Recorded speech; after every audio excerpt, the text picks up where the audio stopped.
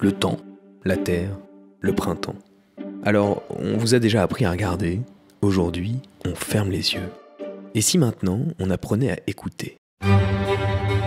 Le vent dans les feuilles, une respiration, la tempête sur la mer, un cri du ciel, le cri des animaux, le cri du cochon, le cri des humains, le chant des villes, celui des machines, le chant des chanteurs, celui de la forêt, celui du...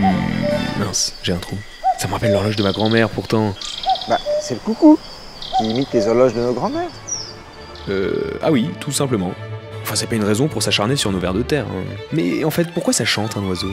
Le mâle du coucou chante pour attirer les femelles. C'est une des phases de la reproduction. Mais ce qu'il faut que tu saches, c'est que le coucou n'est pas un oiseau comme les autres. C'est un oiseau squatteur. Un squatteur? Non, c'est pas vrai. Comme nos squatteurs humains, ce genre-là. Mais alors il faut appeler la police pour déloger les coucous. Ah non, pas du tout. Dans la nature, les espèces se défendent comme elles peuvent. La stratégie du coucou n'est pas plus terrible qu'une autre.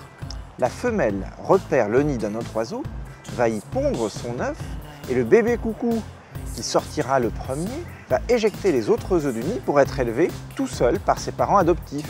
On dit que c'est un oiseau parasite. J'ai eu peur.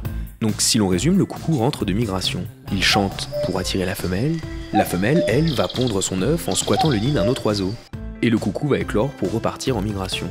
Bougrement simple tout ça. Le problème, c'est que le coucou doit rentrer à temps pour ne pas rater son tour de ponte. Or, avec le changement climatique, les dates de ponte ne sont plus les mêmes. Et si le coucou arrive en retard, il ne pourra pas pondre à temps son œuf dans le nid des autres. Bah vous nous direz, l'oiseau en question ne s'en portera pas plus mal.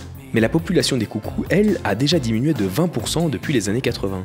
L'intérêt de cette mission sera de cartographier l'arrivée des coucous à travers nos pays pour voir s'ils restent en phase avec les espèces qu'ils parasitent. Comment? Bah tout simplement en se dégageant les oreilles et en les tendant.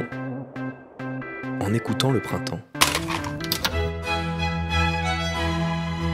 Mais non, pas celui-là, le chant du coucou au printemps. Bon, c'est vrai qu'on n'entend pas grand-chose. Ah bah bravo.